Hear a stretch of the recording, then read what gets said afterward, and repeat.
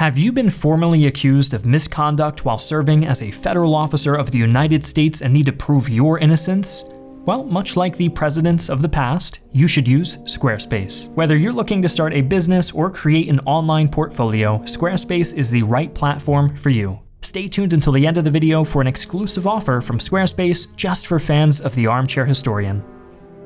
Hi, I'm Griffin Johnson, the Armchair Historian. Today's video is a short and unorthodox one for the channel, all about Andrew Johnson, the first American president to be impeached. We recently experienced only the third impeachment in the entire country's history, so it seems like an opportune time to go back and take a look at the first time this has happened. Andrew Johnson, the 17th President of the United States, was formally impeached by the House of Representatives on February 24, 1868, and faced trial over the next 3 months. The entire event was the greatest political spectacle of the early Reconstruction era, as the country struggled to recover from its brutal Civil War and overcome the bitter divisions that precipitated it. The concept of impeachment in the United States finds its origin in the British legal process, whereby all public officials, including ministers of the Crown, were held accountable for misconduct. The monarch, however, could not be impeached, since the US didn't exactly begin its existence by quietly disagreeing with King George III. It shouldn't be a surprise to you that the American impeachment process is a bit more inclusive. There are a lot of other videos on YouTube that'll explain this process in more detail, but for our purposes today, you just have to know that in order for a president to be impeached and removed from office, they must formally be accused by a simple majority in the House of Representatives, then all the way on the other side of the Capitol building, convicted by a 2/3 majority in the Senate. When the House begins the formal process, it votes on articles, which are specific allegations of impeachable conduct. So what constitutes an impeachable act? Well, that's not super clear. The phrase high crimes and misdemeanors is so uselessly vague that it usually just means whatever Congress thinks is bad enough. In President Johnson's case, his particular high crime/misdemeanor was the culmination of years of animosity with the very party that had put him in office. Without a 20-minute digression into 19th century party politics, here's the short version. The Democratic and Republican parties, as they existed in the 1860s, bore almost no resemblance to the ones that are active today, and if you're about to jump to a conclusion based on your modern-day preferences, it's probably wrong. The longer version, which will still be way oversimplified, is this. At the time of the Civil War, the Democratic Party broadly supported slavery and represented land-holding white planters in the South, while the Republican Party represented the interests of city-dwelling Northerners who tended to be abolitionists. Southern Democrats, who were worried that the election of Abraham Lincoln would lead to the eventual abolition of slavery, spearheaded the secession movement that began in late 1860. However, not every Southern slaveholding state left the Union to join the Confederacy. In fact, 5 so-called border states remained part of the Union and retained their democratic governments. To shore up electoral support in these states, Lincoln selected Democrat Andrew Johnson from Tennessee, the only senator from a Confederate state to remain loyal to the Union, as his running mate in 1864. Even though he was elected as vice president on the Republican ticket, the more radical elements of the Republican Party were suspicious of him from the very beginning. Some of these men had been fighting slavery for decades and doubted even Abraham Lincoln's commitment to protecting the rights of newly freedmen at the end of the Civil War, or holding the Confederate leaders accountable for treason. When an assassin's bullet elevated the Tennessean to the presidency, they expected even less.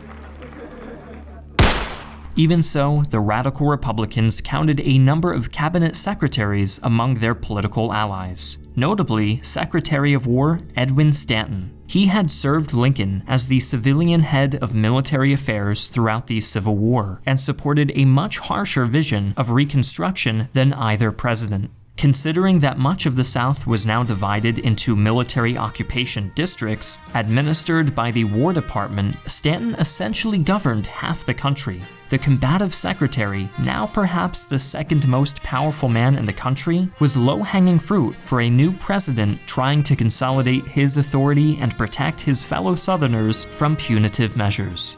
Seeing this, the radical Republicans in Congress executed a political maneuver that may actually have been intended to trigger impeachment proceedings, passing the Tenure of Office Act on March 2, 1867. It required the president to seek Senate approval to fire appointed officials, and it passed despite Johnson's veto. In a turn of events that surprised absolutely nobody, Johnson eventually sought to test the law and wrest control of Reconstruction back from Congress. In August of 1867, without consulting Congress as the act required, he suspended and replaced Edward Stanton. Brendan Wineapple, author of The Impeachers, The Trial of Andrew Johnson, and The Dream of a Just Nation, suggests that the defiant president was self-sabotaging by nature. She writes, "The man had a penchant for martyrdom. It allowed him to cling to the belief that he was cruelly beset, deeply unappreciated, wholly persecuted, and denied the respect he rightfully deserved. His temperament allowed no other choice. He thus welcomed a struggle to the death, with the hero himself going down to defeat in a blaze of unforgettable glory."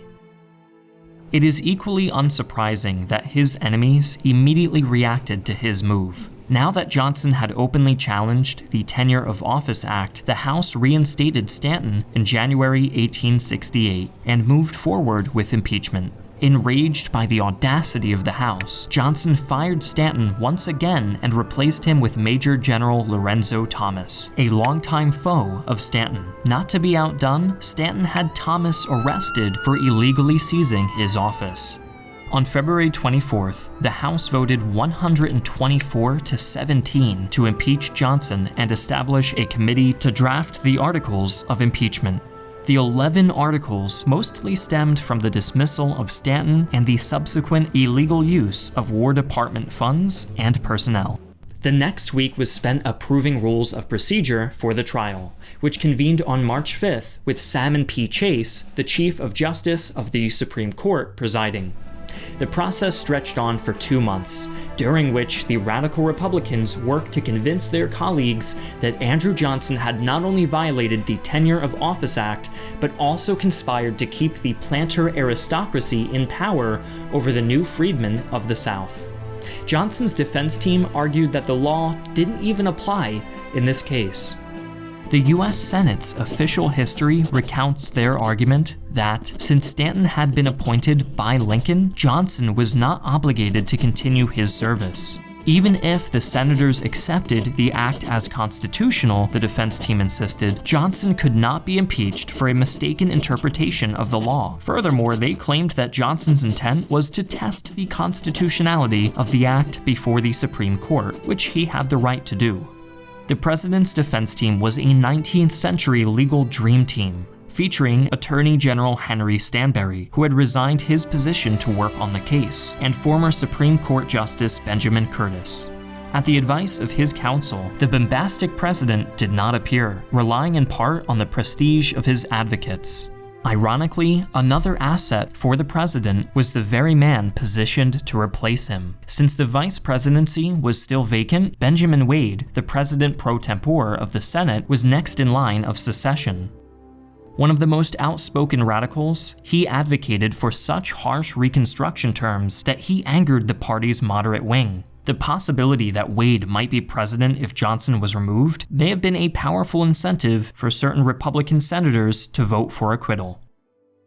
As we mentioned earlier, impeachment is a political process, not a legal one, and though Johnson may have violated the law as it was intended, removing him was a difficult proposition. It would have been yet another destabilizing event for a nation that had barely managed to cling together. Benjamin Wade would have been the third president to take office within 3 years, and the second one for whom nobody had cast a single ballot. Senator James Grimes, a Republican of Iowa, perhaps summed up the opinion of many moderates when he said, I cannot agree to destroy the harmonious working of the Constitution for the sake of getting rid of an unacceptable president.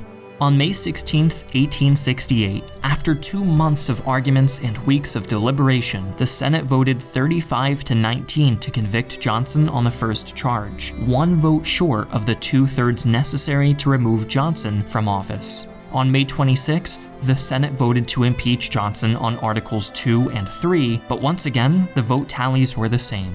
That same day, the trial was officially adjourned, and Johnson remained president. In hindsight, it is possible that removing the president over such a politically polarized issue would have set a dangerous precedent in an already fragile union. It is also difficult to dispute that Johnson's lenient version of Reconstruction gave rise to new white-dominated Southern governments that enacted Jim Crow laws throughout the former Confederacy. America's first presidential impeachment is one of many events in the country's history that must be examined with nuance to understand its ramifications today. I'm really hoping the comments section isn't on fire. Before we finish, I'd like to once again thank our sponsor, Squarespace. Squarespace provides everything you need if you're like President Andrew Johnson and need to build a website to increase your popularity, or any other reason. It includes easy links to all common social media platforms, integrated analytics and support for podcasts, personalized email campaigns, and mailing lists. Above all, Squarespace focuses on being easy to use, allowing anyone of any skill level to quickly design something visually appealing and simple to navigate. Go to squarespace.com to start a free trial today, and once you're ready to launch, go to squarespace.com/armchairhistorian for 10% off of your first purchase of a website or domain.